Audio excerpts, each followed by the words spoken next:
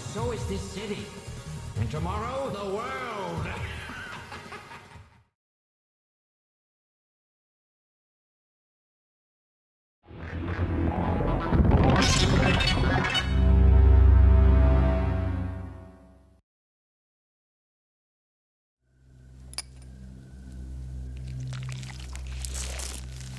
Who doesn't love a good robot story? What better embodiment of every human fear and fantasy about modern life than a tomorrow of products masquerading as people? Rotate the 2 locking cylinders counterclockwise. Of course, it takes more than just a robot. As you might expect of machines, they can be used for good or for ill. We were fascinated with this thing that we seem to be barreling towards. The moment in which we create things that are intelligent enough that we can take advantage of them and derive pleasure from them, but not so intelligent that we worry or feel badly when we turn them off. Science fiction is a product of its times. It changes as we do. Yet, as any genre, sci-fi keeps alive recurring themes, tropes, and traditions from one generation to the next. It's a conversation back and forth across the years among an extended family of thinkers and creators. You're terminated, fucker. But also like any genre, changes to it over time occur through conflict between new and old modes of thought. In the 1950s and early 60s, sci-fi looked like this.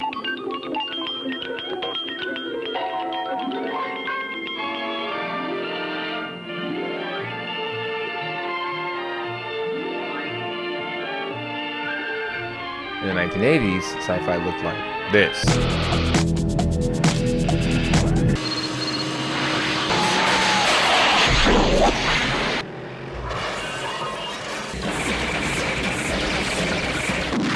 So you can tell a bit, sometimes quite a bit, about a period in history by its culture.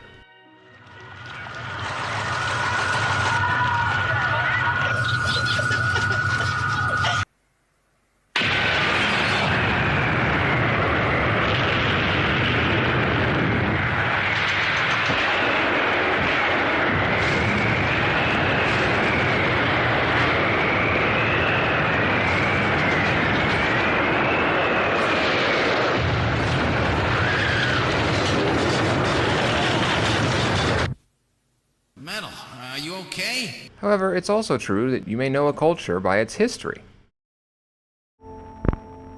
America is many things to many people. It's the tycoons in Wall Street.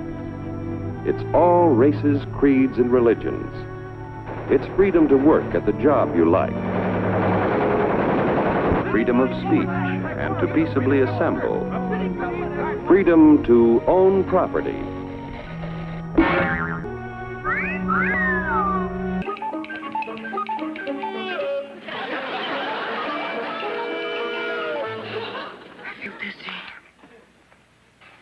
Now get this through your computers. You are not dizzy. You're a robot, and a robot can't feel dizzy. You can't feel anything. You're made of low modulus polyethylene plastics and assorted components, and they can't get dizzy. That computes. All right, now tell me what's the matter with you. I feel dizzy. Wait, only take the money out of my pocket. Hurry, step right up, folks. Here's the answer to your problems. Dr. Utopia's sensational new discovery, ISM. ISM will cure any ailment of the body politic. It's terrific. It's tremendous. And now then, because we are introducing this amazing item for the first time in this country, it isn't going to cost you 1 cent. All you have to do is sign this little scrap of paper, and you get your bottle absolutely free.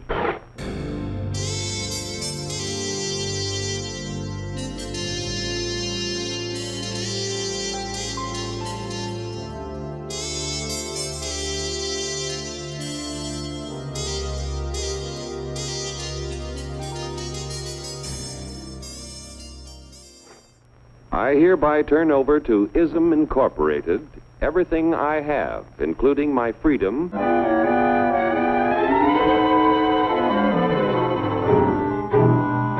We must fight to regain our freedom, or everything is lost. Everything! Everything is fine. Everything is fine. Everything is fine. Everything is fine.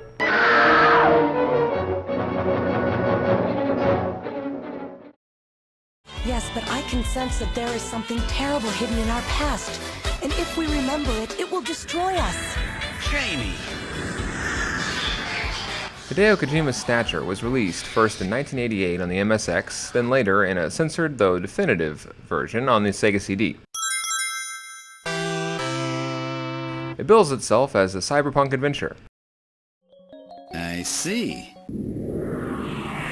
What is cyberpunk? So cyberpunk is a person who takes navigational control over the cybernetic electronic equipment and uses it not for the army and not for the government, but for his or her own personal purpose. Cyberpunk emerged like vomit in the late 20th century as a kind of automated bodily reaction to the cesspool 1980s.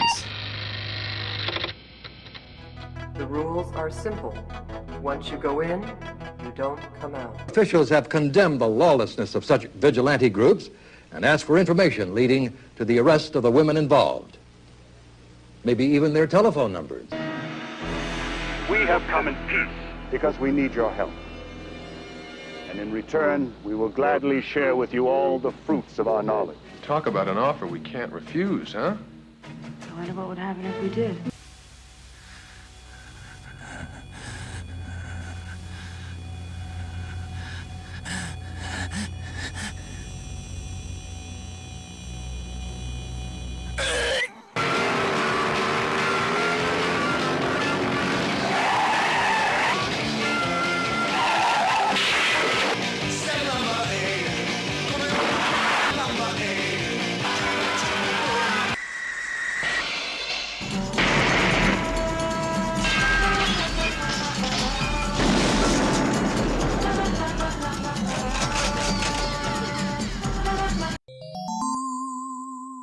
Wait a sec. What's interesting in Snatcher's case is how it breaks most of the genre's rules. Hell, it breaks most rules of science fiction in general. What do you think you're doing, Dave? For starters, it's camp. Sort of like parallel worlds. It's funny. Oh, he's cute.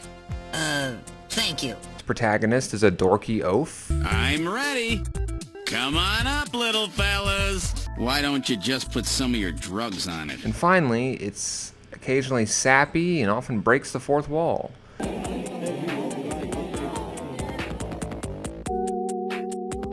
For a sci-fi game, Snatcher doesn't take itself very seriously. Compare that to similar games from the same era.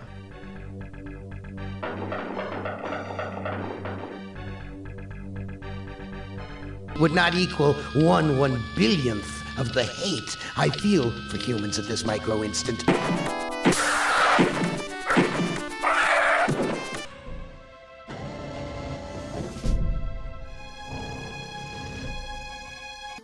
My pizza! So what's the deal? How can Snatcher still be cyberpunk and campy at the same time? Could it be that the camp, which challenges every one of the genre's cliches, is an act of punkish rebellion?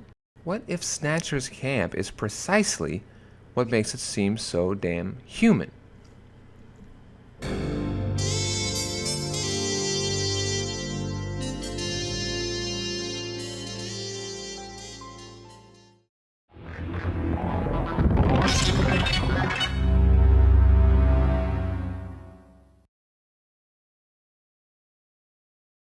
In the 20th century, the personal was recognized as the political, a principle also true of art. In the middle of that century, for example, when sci-fi first became popular, optimism about the future was high in America. The 21st century.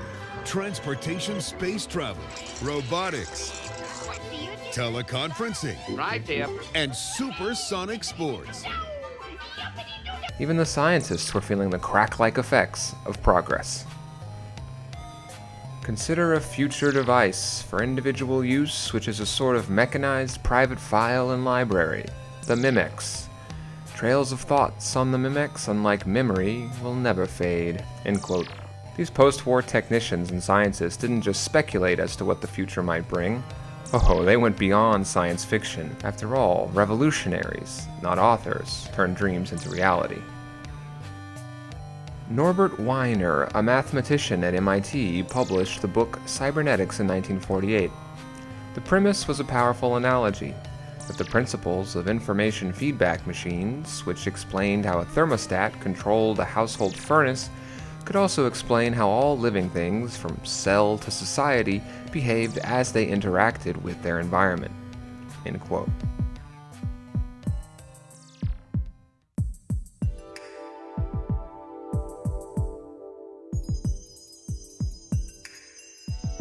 It's no surprise that Weiner and Bush were good friends, and not just because that's hilarious. They clearly both had big ideas for the future, and both would play a part in shaping that future without having to live long enough to face any of its pesky, unintended side effects.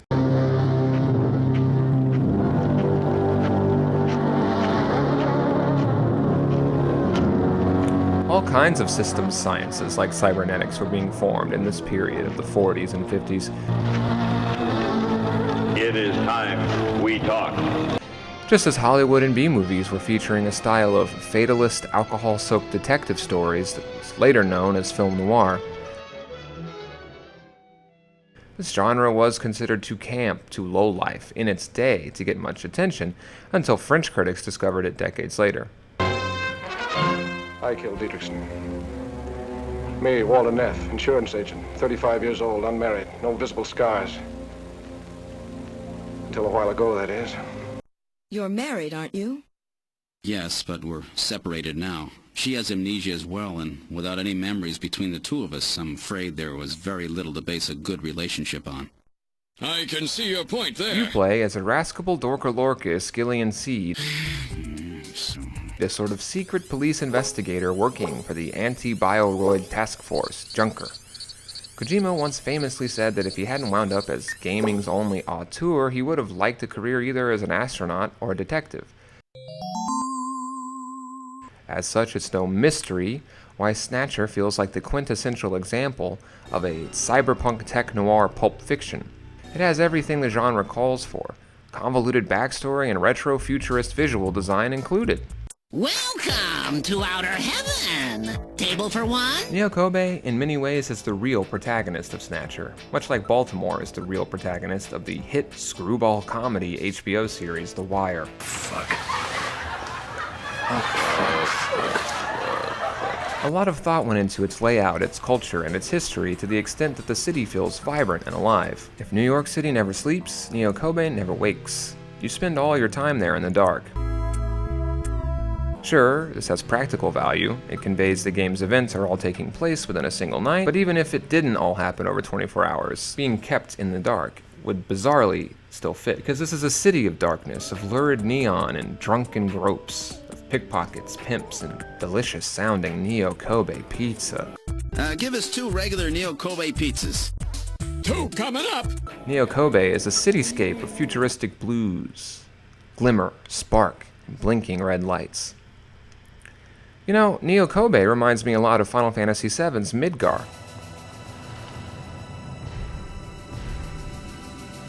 Both are industrial zones of concentrated wealth and inequity, Netropolises resplendent with all the trappings of modernity. With crime, junkies, sex workers. It's a city with everything a future-born boy could ask for. I'm talking robo-musicals, hallucinogenic space drugs, and the best-managed and corporate-friendly black market in the world. Thank you for calling Plato's Cavern the store with everything. But Neo Kobe isn't exactly paradise. It also has stratification, a serious illegal immigration problem, overbearing government surveillance, and, perhaps worse of all, the Snatcher menace.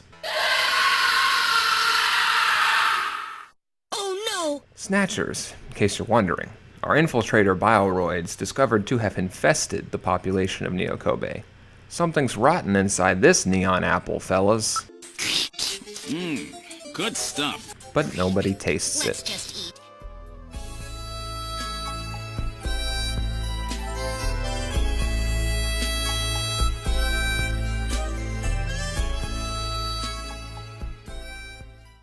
Got on you.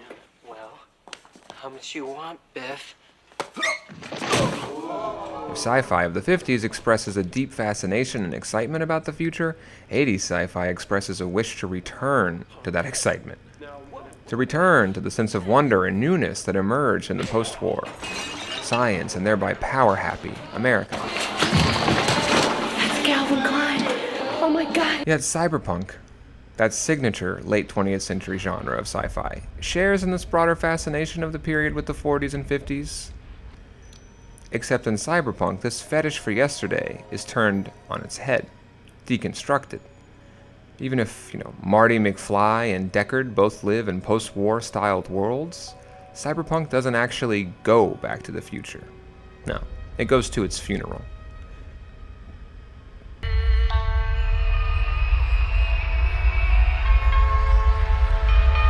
By which I mean cyberpunk responds to the 40s and 50s, and not just by emulation. If the sci-fi golden age's optimism and hopes for civilization had been the opening of a book, cyberpunk was its slamming shut. By the 1990s, however, cyberpunk had become itself as tired and cliché-ridden as the very kind of 1950s sci-fi it had formed to rebuke. Hidden beneath the world we know is the world they inhabit. Dave? Yeah, Mom? What are you doing? I'm taking over a TV network. Well, finish up, honey, and get to sleep. And as video games in the West changed their target demographic from families to adolescent boys, whatever moral component to the subgenre once existed soon evaporated. 90s cyberpunk wasn't so much about resisting the mechanization of humanity as establishing a new status quo of toxic antisocial values. Any code. And get inside any system. Hello? Mr. Gill, according to our records, you're dead. And to be sure, from the get-go, cyberpunk was hardly a genre known for upstanding moral characters. From its earliest days, cyberpunk had been about the degradation of the human being and the lowering of all standards in these kinds of techno-societies. This works fine in A Clockwork Orange, but by the 1990s, it became a burden on the genre, once the anti-hero characters themselves began to resemble machines.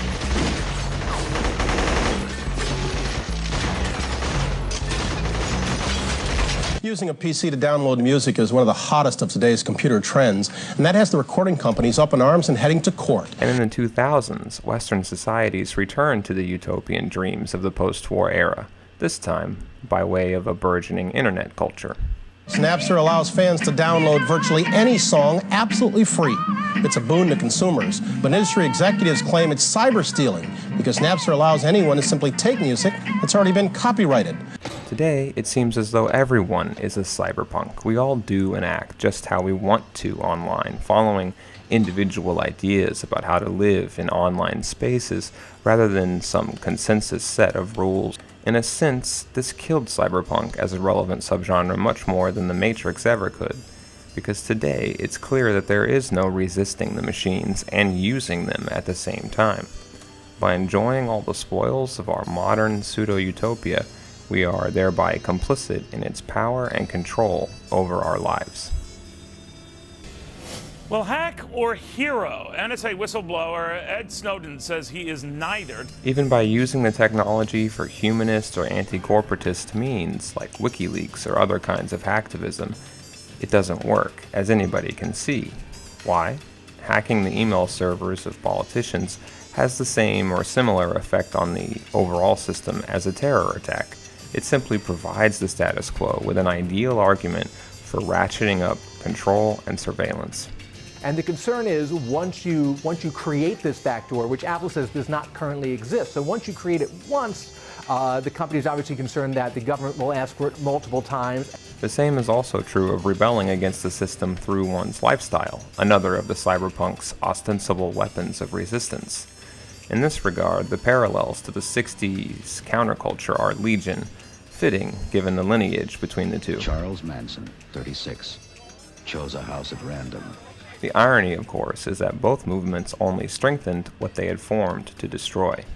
The 60s drug scene created a generation of hedonistic utopian conformists who were later known as the yuppies. You like Huey Lewis in the news? Their idea that drugs could change the personal and thereby the political primed the entire generation for a new kind of utopian nihilism. Now, people have been saying that some of the acid is poison. It's not poison. It's just bad acid. That dream, once centered around pills and tablets, shifted by the 80s and 90s around the CPU and the internet. Just as LSD entered American culture by way of CIA mind control experiments, so too did people confuse the computer, an instrument of control, as a tool of self-liberation and actualization. This irony couldn't be clearer than in the acid guru Timothy Leary's 80s era alteration to the old hippie mantra. No longer was it tune in, turn on, and drop out. Rather, Leary in the 80s and 90s preached the nihilism of turn on, boot up, jack in. The cardinal sin of each of these movements and counter-movements from the 50s to today is their forgetting of the principle, the personal is the political. Dropping out of society into an individual world of meaning and self-creation can only ever lead to conformity and to a sustained status quo, because it ignores the individual's potential to effect political and thereby personal change. Today we're living with the consequences of cyberpunk's lies. Every day, the internet is making it easier for people to live, work, and play. Hey Dan, ready for the game? I'm just finishing up here with my new kayaking friends. Wow, that's a really specific thing to say. Listen, I'm not going to be able to make the game tonight. Oh, why? Well, I have to go out into the streets and scream obscenities at women that I don't even know. And then after that, I gotta handwrite letters to all the Golden Girls telling them that I'm gonna shit down their throats. And then after that, I gotta bring these naked photos of my ex-wife to her office and show them to everyone that she works with because she's such a bitch. It's gonna take hours. Hey, we can do all of that before we go. Yeah, right. No, with the internet. Look, it's easy. More than ever before, life is mediated through techno-capitalist structures. Even the most radical individuals in today's societies base their lives around the computer and electronics, ensuring a sustained control of capitalism over our culture and therefore our lives. More and more, life today is experienced as virtual. Our online personas, social media accounts, and avatars define us. Our products have fully merged and become a part of us. People are more like machines, and machines are more like people than even the science fiction of yesterday ever imagined. Her boss, her friends, her parents, everyone. Everyone? Everyone. Everyone? Everyone. And this is legal? There's no federal law explicitly against it. That seems insane. Doesn't it? All of the recent developments have only increased the relevance of Snatcher over time. Navigators record everything their junkers do, just in case. Just in case, huh? Well, this looks like one of those cases. In a world increasingly defined at the sight of the surface level, where human beings don't so much as deal with reality as escape into virtual ones, into digital fictions, we need a new kind of sci-fi that posits human imperfection as itself resistance. And that idea is at the essence of Snatcher. You're insane. Humanity won't be so easily dominated. You underestimate the strength of the human spirit. I think not. In the same way as the Nazis, our strategy begins with the overpowering of the spirit of the people. We will strike at you humans' weakest point, the most primitive part of your psychological makeup. Your suspiciousness and fear. By provoking suspicion and mistrust throughout the populace, we will destroy that fragile fabric which holds your society together, that of trust. Notice that as our technology and virtual selves become more and more connected, the individual becomes more and more isolated and alone. Suspicion of others drives people into gated-off internet communities where echo chambers form hive minds. Communication no longer exists much without capitalism. People no longer have to see what they don't like about other people or their society, so they don't. Now that people can create their own virtual realities, political change or oversight is a sick joke. The chief was going to calm this hysteria in his speech at the summit, but that'll never happen now. Because the real events, real power, become harder and harder to visibly recognize and therefore change. Easy to do now that we live in a world centered around the visible, the idealized, the utopian, where what we don't like can simply be ignored or repressed. In that kind of society, the personal ceases to be the political, leaving the politically empowered to their own devices, quite literally. Sorry, Mika. Hey, I'm a junker too, you know. I know, and you're a great one at that. So take me with you then.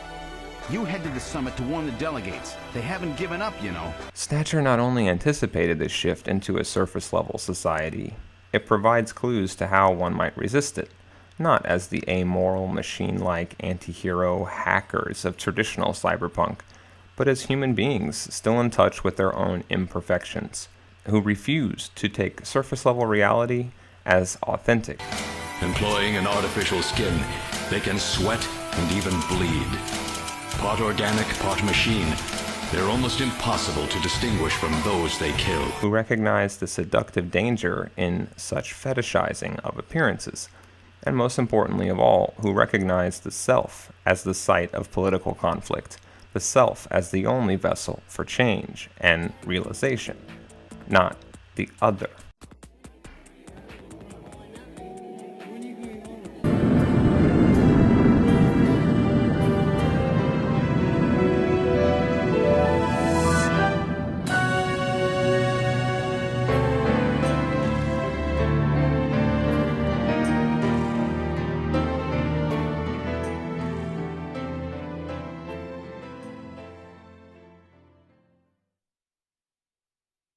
Throughout history, suspicion has always bred conflict. The real conflict, though, resides in people's hearts. This conflict has just begun. Where's my pizza? What's the problem? Yours not coming back up? My pizza? Hey, really sorry about that. Happens every now and then. You'll forgive us there, would you not, buddy? Gillian, perhaps we should go. My Neo Kobe pizza. It sank just like the rest of this city's gonna. Let's get going, Gillian. I can't believe that. I'll never waste my money on one of those stupid things again.